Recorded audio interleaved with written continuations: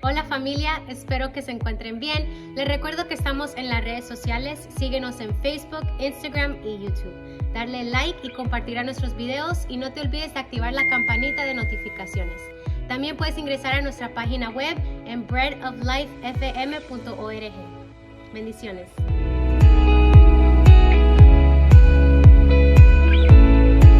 Temas porque estamos rodeados en un mundo donde está lleno de falsas enseñanzas que no están de acuerdo a la palabra de Dios, y es bueno que nosotros sepamos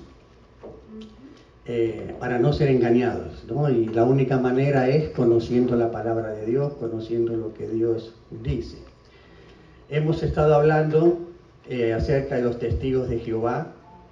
Hemos hablado también acerca de los mormones y hoy vamos a estudiar acerca del catolicismo romano. Una religión donde la mayoría de las personas practican esta religión.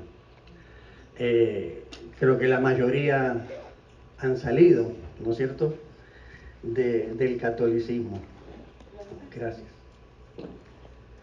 Entonces vamos a ver qué dice la Biblia con respecto al catolicismo romano. Estamos viviendo en el momento más peligroso para la iglesia cristiana, porque hoy cualquier persona que tenga una Biblia se hace llamar cristiano. Cualquier persona que vaya a una iglesia y diga que cree en Dios se hace llamar cristiano. Sin embargo, la Biblia dice que muchos falsos profetas han surgido por el mundo para engañar y apartar a la gente de la verdad. Proverbios 14:12 dice: hay caminos que al hombre le parecen rectos, pero que acaban por ser caminos de muerte. Así que muchas personas muy bien intencionadas, queriendo hacer las cosas bien, piensan que van por un buen camino, que la religión que están practicando esa es la correcta, pero no saben que el fin es un camino de muerte. La tragedia de las religiones falsas, la tragedia de cristianos que van a la iglesia y escuchan las prédicas, es un problema para ellos porque no se preocupan por mirar lo que dice la Biblia. No se preocupan por si lo que están escuchando del predicador está correcto. Entonces, el problema que tienen la mayoría es que comen o tragan entero. Entonces, no importa lo que le digan, como no van a la Biblia, como no van a leer la Biblia, como no van a investigar a ver qué es lo que dice la Biblia, entonces quedan engañados y hacen lo que se les dice simplemente porque tienen que hacerlo. Por eso es que tenemos hoy en el mundo miles de sectas, miles de iglesias falsas, donde los cristianos creen que porque se lee la Biblia, o porque digan que se cree en Dios, o porque hablen de Dios, que están siendo cristianos sin haber tenido un encuentro con Jesús. Usted cuando habla con cualquier persona en la calle acerca de religión, usted siempre va a estar de acuerdo con esas personas, o esas personas van a estar siempre de acuerdo con usted mientras usted no ponga a Jesús. Cuando usted comience a hablar de Jesús, ahí va a ver la diferencia. Ahí se va a notar realmente si esa persona dice que es cristiana y realmente lo es.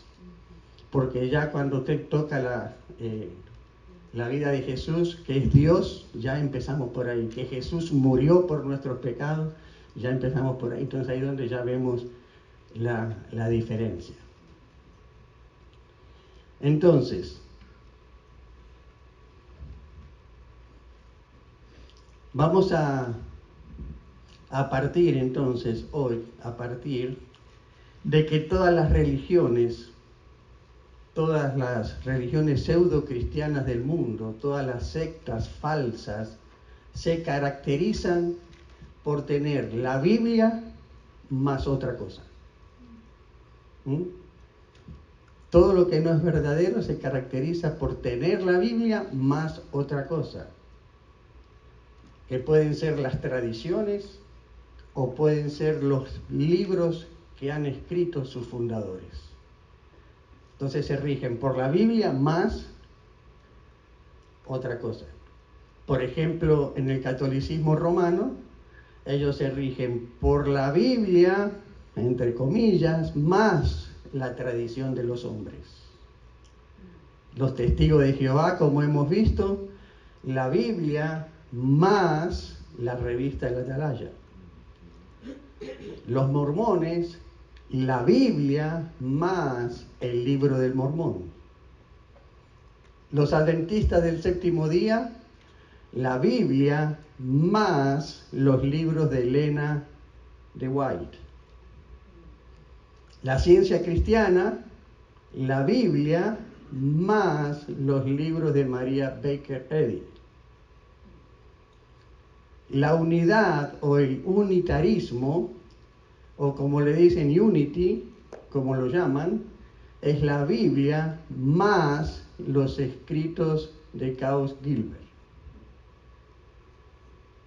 Pero el cristianismo, el que nos enseña a Jesucristo, es la Biblia y nada más.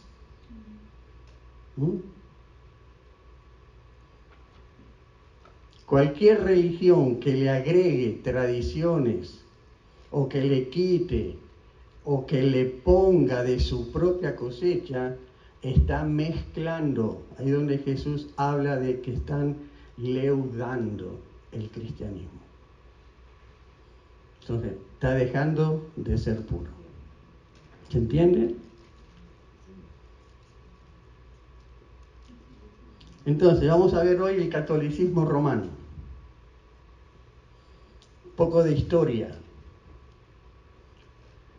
Es muy importante saber que por más de 2000 años, la Iglesia de Jesucristo, o sea, hace 2000 años la Iglesia de Jesucristo no era católica romana, no era ortodoxa griega, tampoco era protestante.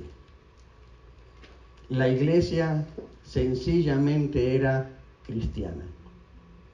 Esa fue la Iglesia que Jesús fundó. Cuando el Espíritu Santo vino en Pentecostés, esa fue la Iglesia que Dios formó. Ahí no había católicos, no había protestantes, allí no había ortodoxos. Entonces miren Hechos 11:26.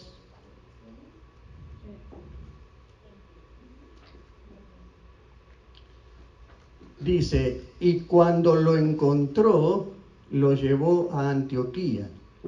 Durante todo un año se reunieron los dos con la iglesia y enseñaron a mucha gente. Fue en Antioquía donde a los discípulos se les llamó católicos por primera vez. No dice católicos, ¿no? ¿Se les llamó qué? Cristianos. Los del camino, cristianos.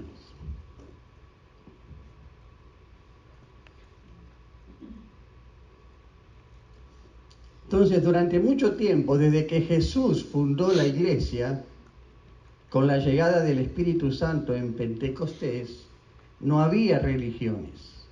Nadie decía ser católico, apostólico, romano. Nadie decía ser protestante. Nadie decía ser griego ortodoxo. Nadie decía soy testigo de Jehová.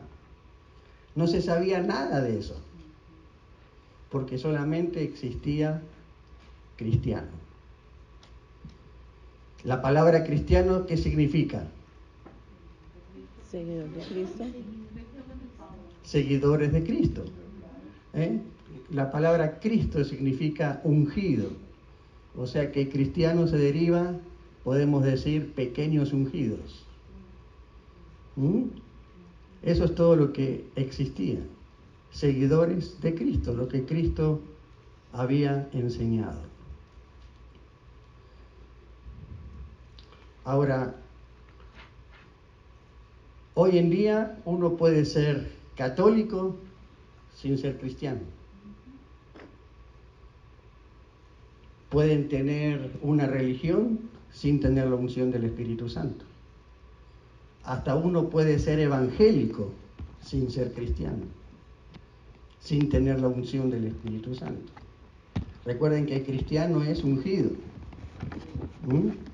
Por eso uno puede pertenecer a cualquiera de estas religiones y no ser cristiano.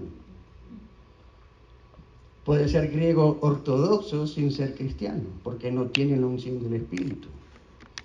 El cristiano es la persona que tiene la unción del Espíritu Santo, porque esa unción, el Espíritu Santo, es el que nos hace hijos de Dios. La Biblia dice que el que tiene el Espíritu de Dios, este es hijo de Dios. O sea, no todo el mundo es hijo de Dios. Porque usted le pregunta en la calle a cualquiera, ¿tú eres hijo de Dios? Todos te van a decir, claro, yo no soy un animal. O tú eres cristiano, claro, yo soy cristiano. Yo soy hijo de Dios. Todos somos hijos de Dios. Pero eso no es lo correcto. No es lo que la Biblia dice. Los hijos de Dios son aquellos que tienen el Espíritu Santo. Porque el que tiene el Espíritu Santo tiene al Hijo. Tiene la vida, es aquel que se arrepintió de sus pecados, el que reconoció, el que aceptó a Jesús en su corazón. Y esto es lo que dice en Juan 1:12, ¿no? Que a los que le recibieron y creyeron en él, a estos les dio la potestad de ser hechos hijos de Dios. Entonces, durante los primeros 3 siglos de la historia, la iglesia se mantuvo pura.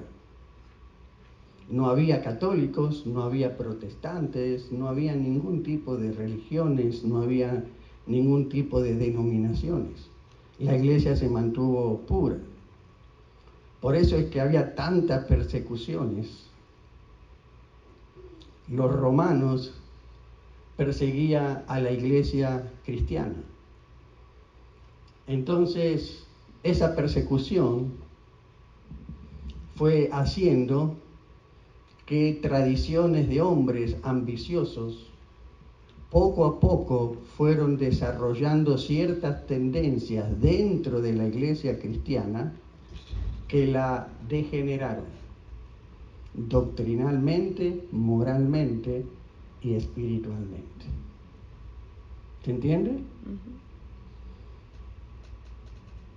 ¿Cómo se iban metiendo cuando usted lee las cartas de Pablo?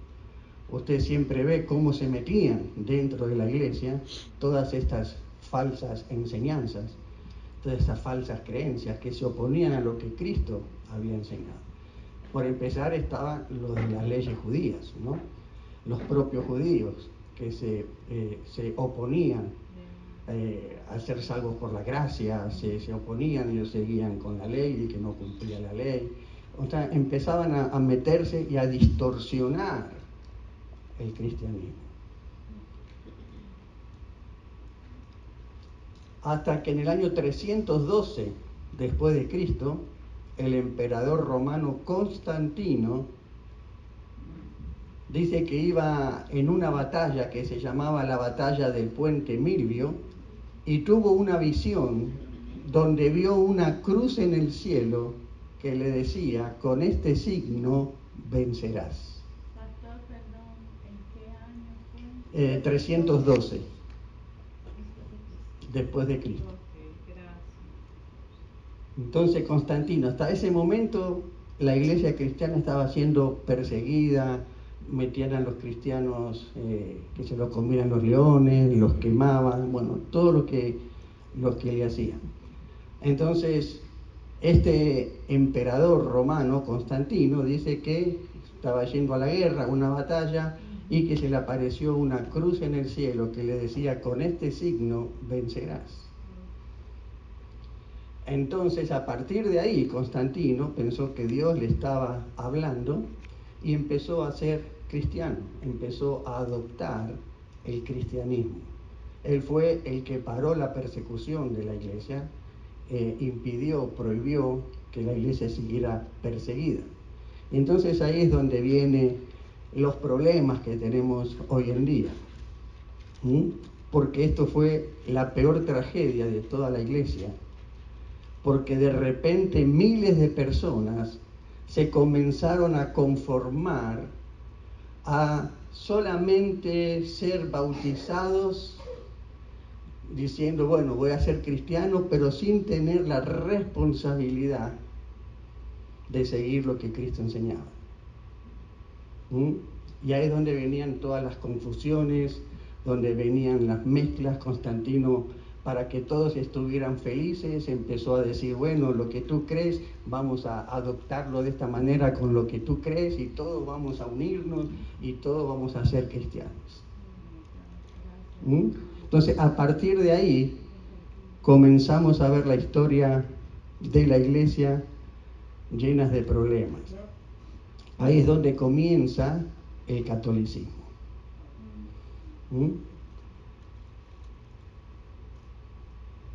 En el concilio de Nicea, donde se adoptó por primera vez el credo apostólico, que dice el concilio de Nicea, ahí es donde se adoptó por primera vez el credo apostólico, que dice: creo en Dios Padre Todopoderoso, Creador del cielo y de la tierra, y en Jesucristo, su único Hijo, nuestro Señor, que fue concebido por obra y gracia del Espíritu Santo, nació de Santa María Virgen, padeció bajo el poder de Poncio Pilato, fue crucificado, muerto y sepultado, descendió a los infiernos, al tercer día resucitó entre los muertos, subió a los cielos y está sentado a la derecha de Dios Padre Todopoderoso. Desde allí vendrá a juzgar a vivos y a muertos.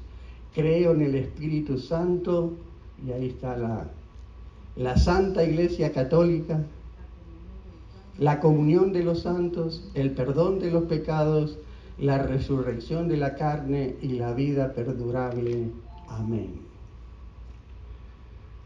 A partir de ahí, de este concilio, muchas personas comenzaron a bautizarse y a ser recibidas entonces como miembros de la iglesia, sin haberse enterado jamás cuáles eran las condiciones para que uno fuera cristiano. Simplemente el bautismo los hacía cristianos. Y así es como caminaban, sin saber realmente qué es lo que Cristo había enseñado. Por eso hoy en día, si usted le pregunta a un católico: ¿usted sabe en qué está basado el catolicismo romano? ¿Usted sabe en qué está basado esta religión? El 95% de los católicos no saben qué contestar. No tienen idea. Le preguntas: ¿y por qué eres católico? Por mi mamá, ¿Por mi qué abuela. eres católico? Tú no sabes qué estás practicando, de dónde viene esa religión, cómo se formó. Entonces, familia. ¿por qué eres católico? Responden: porque es que cuando yo era chiquito me bautizaron. Porque toda mi familia por tradición es católica. Pues porque me confirmaron, tomé la comunión, porque tengo en mi cuarto la foto del Papa. La Virgen. ¿No? O la Virgen. Entonces, ese es el gran problema. Y piensan que con eso, con decir nada más yo soy católico, ya piensan que ese es el camino al cielo. Y que tiene que tener la imagen, pastor, de la Virgen, no de Jesús, porque fue el mismo. Pero si no tiene la imagen de la Virgen, tú no eres católico, no crees ni te van a salvar. Es muy triste. Entonces, estas personas pueden ser muy sinceras porque ignoran las escrituras, ¿no? Pero están equivocadas. Están equivocadas. ¿Por qué? Porque jamás se tomaron el trabajo de leer la Biblia. Se tomaron el trabajo de investigar a ver si lo que le están enseñando, lo que le están diciendo, eso es realmente verdad.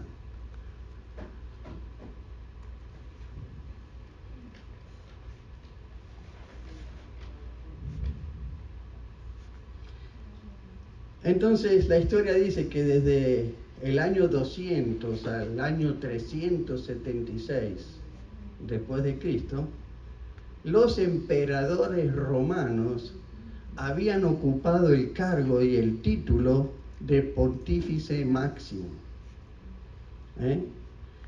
que significa sumo pontífice. Entonces ya los emperadores venían con ese título.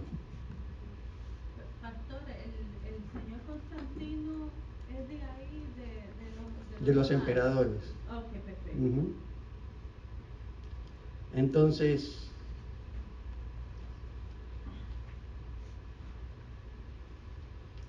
los emperadores venían con ese título, eran los sumos pontífices de ese momento, de esa parte de la historia. Todos tenían que rendirle y seguir todo lo que ellos dijeran. Ellos tenían la máxima autoridad, eran lo que tenían que hacerse. Y en un momento el emperador Graciano se negó a encabezar una religión, o sea, no quiso ser el pontífice de una religión, y entonces a partir de ahí toma ese mando Dámaso, que era un obispo en aquel tiempo de la iglesia cristiana en Roma. Entonces el emperador deja de ser la autoridad máxima, tanto política como religiosa, sino que ahora había un obispo que toma ese lugar, un obispo de la iglesia de Roma. Y ese obispo, a partir de ahí, fue nombrado para ocupar el cargo de sumo pontífice o pontífice máximo. Y eso lo aceptó en el año 378 después de Cristo.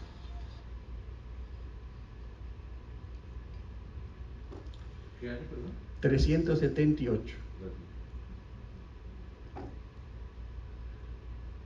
Entonces, a partir de ahí, la Iglesia Católica de Roma cree actualmente que viene el papado, ¿no? Ellos sacan el papado de un invento que nadie sabe, pero que se basan en que dice que Pedro fue el primer papa y que todos los papas lo suceden oficialmente.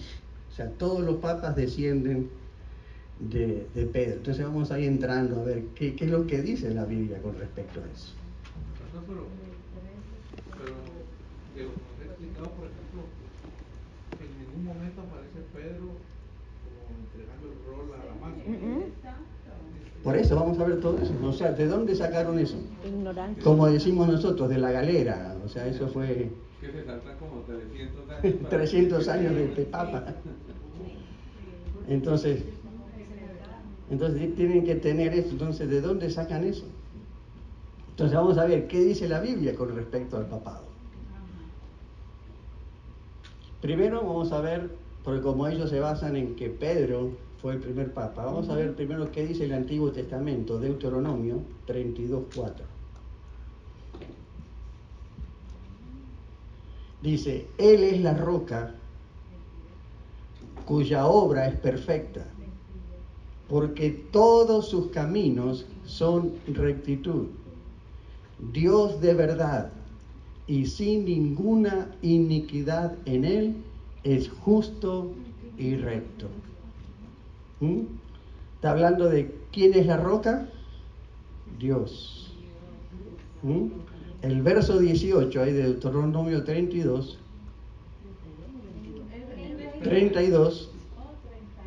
Deuteronomio 32, ahora el verso 18 dice, de la roca que te creó, te olvidaste, te has olvidado de Dios, tu creador. Ahí estamos viendo quién es la roca, ¿no? Porque Vamos a llegar después al pasaje donde ellos dicen, sobre esa roca edificaré mi iglesia. Ellos explican por qué escogieron a Pedro como el rol a seguir. Por Sí, el por versículo el ese, cuando versículo. Jesús dice, exacto. Ujú. Que Pedro es. Efesios 2:20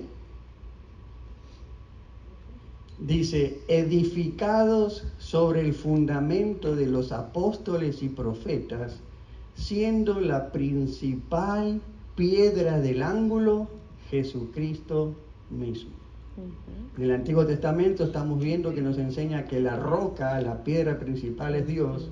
Ahora en el Nuevo Testamento nos está diciendo que es Jesucristo, la piedra del ángulo, la roca. Ahora oigamos al propio Pedro, al propio Pedro hablando, al que lo ponen como papa, pero miren lo que dice Pedro, primera de Pedro 2, 4 al 7. Acercándoos a él, o sea a Jesús, piedra viva, desechada ciertamente por los hombres, mas para Dios escogida y preciosa. Vosotros también, como piedras vivas, sed edificados como casa espiritual y sacerdocio santo para ofrecer sacrificios espirituales aceptables a Dios por medio de Jesucristo. Por lo cual también contiene la Escritura, he aquí pongo en Sión la principal piedra del ángulo, escogida, preciosa, y el que creyere en él no será avergonzado.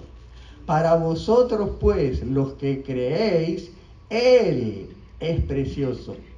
Pero para los que no creen, la piedra que los edificadores desecharon ha venido a ser la cabeza del ángulo.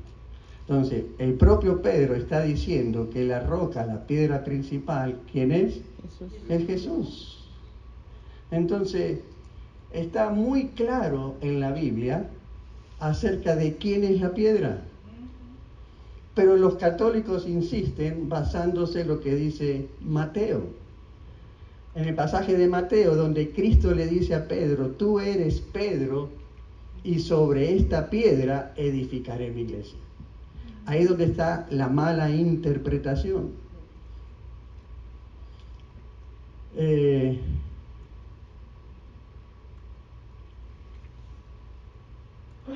Mateo, ¿qué pastor? Ahora lo voy a decir. Recuerda, ¿dónde? Mateo 16, 18. Pero ahora vamos a ir. Entonces, es muy peligroso, ¿no?, agarrar la Biblia, leer la Biblia y construir, por ejemplo, lo que construyeron los católicos, toda la doctrina del papado, basado simplemente en un solo versículo, sin tomar en cuenta todo el contexto de la Biblia, tanto en el Antiguo Testamento como en el Nuevo Testamento, donde está comprobado que la piedra, la roca principal a quien tenemos que ir, en quien tenemos que creer, es Jesús. Pero sacan todo eso de un contexto y lo malinterpretan y crean toda una doctrina. Y entonces de ahí es que hay un máximo pontífice a quien hay que reverenciar, a quien hay que obedecer, el que tiene toda la verdad, que es el representante de Dios aquí en la tierra, y solamente a él hay que acercarse, es el que tiene dominio y mando sobre todo. Pues totalmente mal interpretado. Entonces, cuando se hace eso, se convierte en lo que se llama herejía. O sea que son herejes al creer en el papado. ¿Qué significa herejía? Es añadir o sacar desproporcionalmente la verdad de su contexto original. Entonces la definición de herejía es añadir o sacar desproporcionalmente la verdad de su contexto original.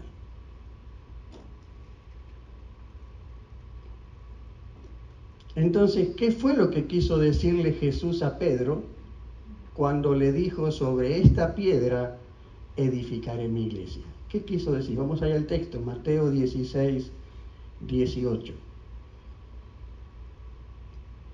Y yo también te digo que tú eres Pedro, y sobre esta roca edificaré mi iglesia, y las puertas del Hades no prevalecerán contra ella. Vamos a leerlo otra vez. Y yo también te digo que tú eres Pedro, y sobre esta roca edificaré mi iglesia, y las puertas del Hades no prevalecerán contra ella. Entonces, los católicos te dicen: aquí está el versículo que me autoriza al papado. Pero entonces hay que ir al griego, hay que ir al original para poder entender este versículo, las palabras del griego, que está queriendo decir ahí. Pedro, en griego, es Petros, que significa piedra chiquita. Piedra chiquita. Cuando le dice Jesús: tú eres Pedro, que le está cambiando el nombre de Simón a Pedro, le está diciendo: tú ahora eres Petro, piedra chiquita. Y sobre esta roca, cuando está diciendo ahora y sobre esta roca, ahí se utiliza la otra palabra griega, que es Petra. Petra, que significa piedra grandísima. Entonces, Jesús, sobre esta piedra grandísima, le está diciendo: edificaré mi iglesia. No sobre Petro, sino sobre Petra. Edificaré mi iglesia. Entonces, el versículo se puede traducir de esta manera: Pedro, tú eres una piedra pequeña, pero sobre mí, que soy la roca grande, será edificada mi iglesia. Eso es lo que significa. O sea, lo que está diciendo ahí, que la iglesia va a ser edificada sobre Cristo, sobre el fundamento, sobre Él. De Él es la iglesia. Entonces, ¿cómo los católicos pueden pensar que Jesucristo pudiera construir su iglesia sobre un hombre, cuando la misma Biblia dice que no hay justo ni a un solo uno? Que el corazón del hombre es perverso, es engañoso más que todas las cosas. ¿Cómo pueden pretender entonces que la iglesia va a estar fundada sobre un hombre? No tiene sentido. Un hombre imperfecto, un hombre pecador, un hombre como todos. Era sobre Jesús, sobre el que es perfecto, que iba a ser edificada la iglesia. Aparte, fue el que dio la vida por la iglesia. Pedro no dio la vida por la iglesia, los papas no dan la vida por la iglesia. Jesús dio la vida por la iglesia.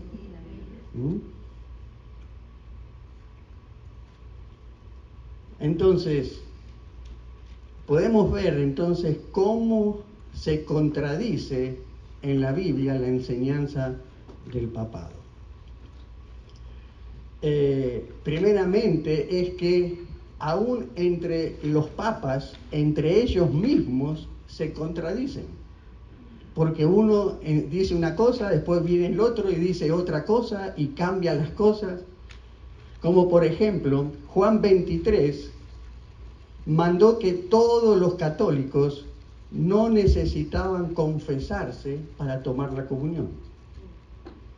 Pero ahora existe un decreto de un papa de hace 3 siglos que dijo que el que no se confesara se iba al infierno.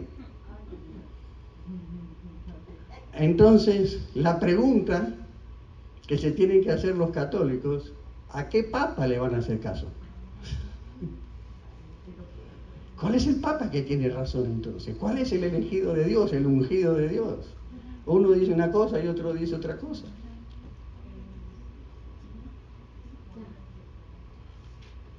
Uno dice que hay que confesarse, otro dice que no hay que confesarse. entre ellos mismos no se ponen de acuerdo. Entonces no es que son infalibles, como dicen, el Papa es infalible. Porque si entre ellos mismos se contradicen.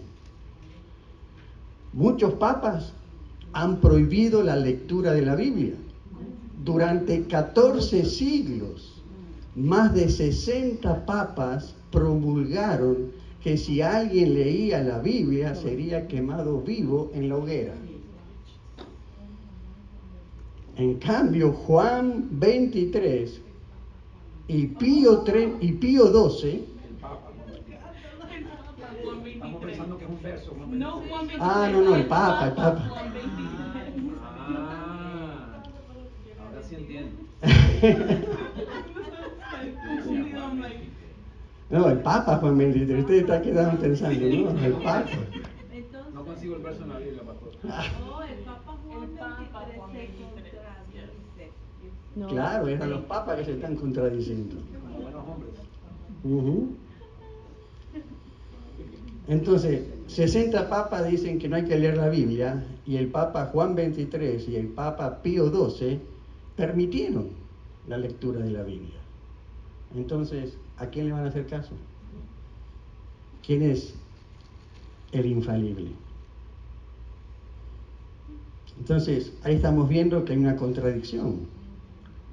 Para la Iglesia Católica Romana, el Papa tiene el poder absoluto de la verdad. Lo que el Papa diga, fuere lo que fuera, eso tiene que hacerse. Como que fuera un Dios. Como un Dios. Ujú. Porque es el representante máxima. de Dios aquí en la tierra. La Hermano máxima. mayor de Jesucristo. Ajá. Ahora, cuando leemos la Biblia, Jesús nunca pensó en dejar a ningún hombre, nunca pensó en dejar a ninguna organización con el poder absoluto de la verdad. Pero ellos, de acuerdo al versículo que dice Mateo que se basa, pastor, de que él dejó a Pedro encargado y por eso seguimos a Pedro. Como entonces pusieron a Pedro como un papa. Claro, es el primer papa, dicen ellos. Exacto. Ujú. Ellos eso están basados ahí. Claro. Y el propio Pedro dice que la piedra es Jesucristo. Exacto. Ujú. Juan 14, 26. Ahora sí, en el Evangelio de Juan 14, 26. Dice, mas el Consolador, el Espíritu Santo, a quien el Padre enviará en mi nombre, Él os enseñará todas las cosas y os recordará todo lo que yo os he dicho. O sea, ¿qué está diciendo aquí Juan? ¿Qué está diciendo Jesús? ¿Quién va a ser el maestro? ¿Quién va a ser el que va a enseñar la verdad? El que tiene la verdad. El Espíritu Santo. Yo les voy a enviar al Espíritu Santo para que les recuerde, para que les enseñe todo lo que yo les he enseñado. O sea que no es el maestro el Papa, ¿no? No es el que tiene la verdad el Papa, es el Espíritu Santo. Juan 16, 13. Pero cuando venga el Espíritu de verdad, Él os guiará a toda verdad. ¿Quién? El Espíritu Santo. Porque no hablará por su propia cuenta, sino que hablará todo lo que oyere y os hará saber las cosas que habrán de venir. No el Papa, el Espíritu Santo.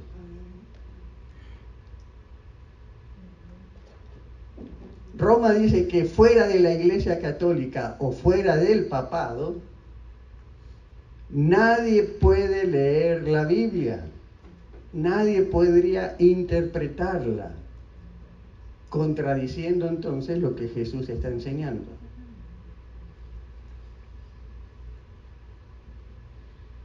Entonces, si en un hombre, como ellos creen, puede residir todo el poder, y puede residir la verdad, como Roma enseña, Entonces, ¿quién de todos los papas, es el iluminado por Dios?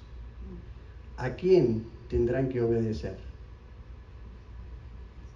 Porque si entre ellos se han contradecido, entonces no son infalibles, como dicen. Y si ellos saben la palabra de Dios, ¿a cuál de ellos se le va a hacer caso?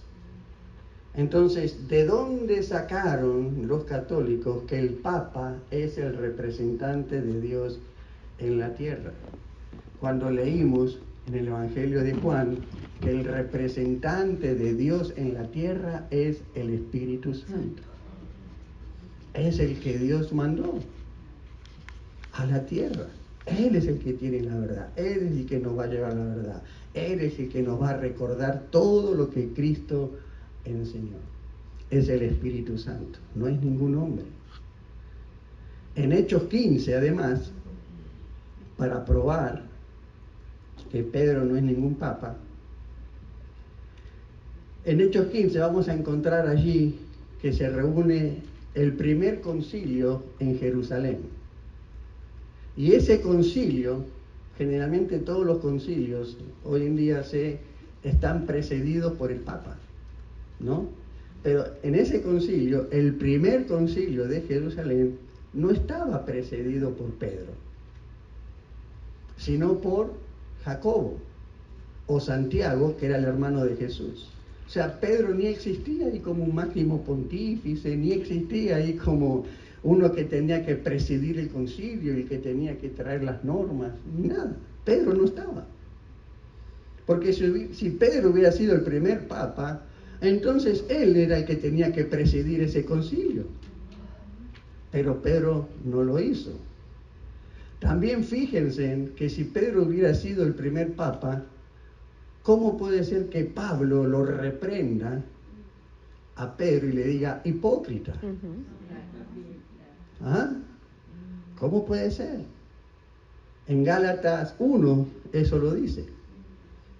Entonces, si Pedro realmente fuera el representante de Dios en la tierra, Pedro hubiera sido el primero en dejar el peor ejemplo de todos, porque él es el único apóstol en la Biblia a quien se le llamó hipócrita.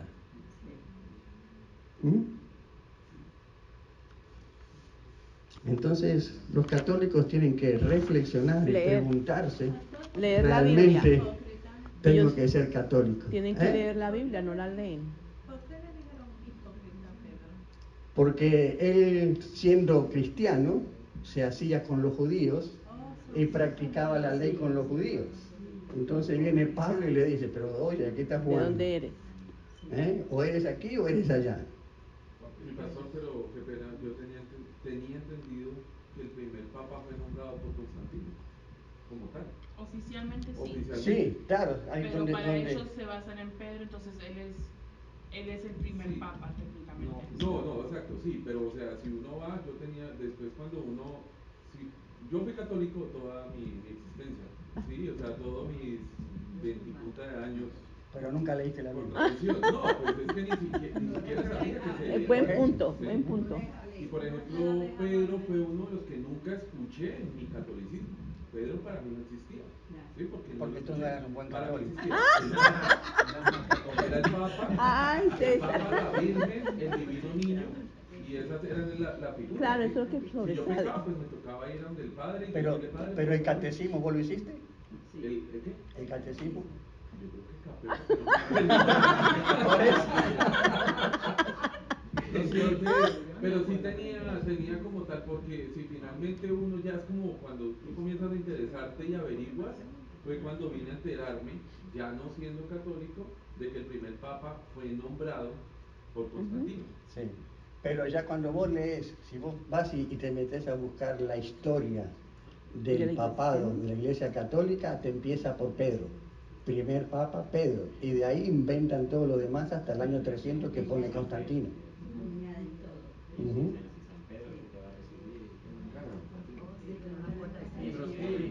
Es totalmente un engaño que la gente, soy católico, pero no entiende nada. No, como no leen la Biblia, Reza. Entonces vemos que esta doctrina de los papas es totalmente contradictoria a lo que la Biblia enseña. O sea, es una herejía. Por ejemplo, la mención del limbo. ¿De dónde salió ese cuento? También contradice la Biblia. Que si a un niño no lo bautizan, se va al limbo. ¿De dónde sacaron eso? O sea, también la mención del purgatorio. Que si una persona muere en pecado venial, no en pecado mortal, y no se confiesa, ni le echan aceite de los santos óleos antes de morir, va al purgatorio a pagar por los pecados. Y allí va a estar listo, para luego de poder pagar, después de haber pagado todos sus pecados, de haber sufrido allí en el purgatorio, de haber pasado por las llamas de fuego en el purgatorio, entonces va a pasar al cielo. Y por las misas que le mandan a hacer. Y después las misas, vamos a ver después que hay misas para poder sacarlos de ahí. O sea, ¿dónde está todo eso? Y la gente creyendo todo, ¿no? Creyendo todo lo que le dice. Y por eso, como es un espíritu de demonios, ¿no es cierto? Porque todo eso es el demonio que te hace creer. Detrás de todo eso es Satanás. Por eso hay tanta oposición. Cuando uno va a hablarle a un católico de la salvación y le presenta el plan de salvación, se opone. No me hable, yo soy católico. Pone como un freno, como una cosa terrible. No, yo soy católico. No me saque de ahí. Y no saben que se están perdiendo. ¿Pero por qué? Porque se le ha metido ese espíritu, ¿no? De contradecir a Dios, de no recibir a Jesús. Entonces, en ninguna parte de la Biblia aparece el limbo y el purgatorio. Ninguna parte de la Biblia. Después, bueno, eso van a encontrar algo de eso en los libros apócrifos que ellos agregaron a la Biblia. Pero en la Biblia no está nada de todo eso. Las misas a los muertos. Cuando una persona se muere, hacen misas que se llaman misas gregorianas, que creen que una persona que haya sido mala, que haya sido un asesino, y después de muerto la familia tiene dinero, porque si no tiene dinero hay que dejarlo ahí. Pero si tiene dinero, paga esa misa para que lo puedan sacar de ese infierno. Y entre la más gente pague, va y pone la plata y entre más pague, y se queda tranquilo. Ya ese asesino salió del infierno, ya está en el cielo. Entonces, y la gente cree todo.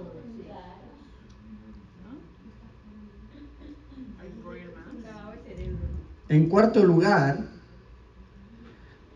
bueno, en cuarto, no los enumeré, pero dice que solamente la iglesia romana salva. No es Jesucristo. Es la iglesia. Es la iglesia católica la que salva. Quiere decir de que si tú no eres católico, te enseñan a que te vas al infierno. Tienes que hacerte católico. Porque el catolicismo se divide en dos ramas, el católico ortodoxo y el católico romano. ¿Cuál? Todos, los dos. Tienes que hacerte católico. Igual tendrás que elegir. No, pero digo, si la iglesia católica sabe, pero ¿cuál? Porque las dos ramas son diferentes. La ortodoxa o la romana. Están más confundidos que... Eso es la romana. Como dice, de perro en misa. Más que todo la romana. Yo no sabía que eran ortodoxos. Greco-ortodoxo. Pero esos son los griegos. Por eso está la romana católica. No, esa es la romana católica. Ellos son los que se visten así, que tienen las cruces y se visten. ¿Quiénes? Que se golpean. ¿Quiénes? Bueno, que para salvarse piensan que tienen que latigarse, su pecado. Los católicos que es. Exacto, Se flagelan. autoflagelación. Las veladoras a los santos, a las vírgenes, los santos óleos. ¿Dónde se encuentran todas estas cosas? ¿En qué se basan? Apócrifos. La Biblia no tiene absolutamente ninguna base para que estén practicando todas estas cosas. Simplemente son tradiciones inventadas por los hombres.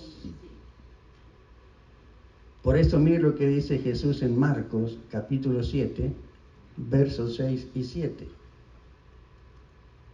Respondiendo él les dijo: hipócritas, bien profetizó de vosotros Isaías, como está escrito: este pueblo de labios me honra, mas su corazón está lejos de mí.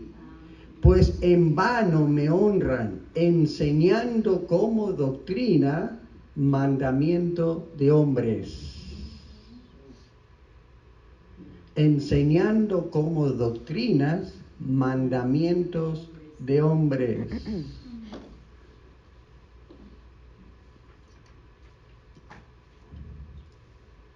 Por eso tenemos que pedirle a Dios mucha sabiduría para hablarle a los familiares que tenemos que sean católicos, ¿no?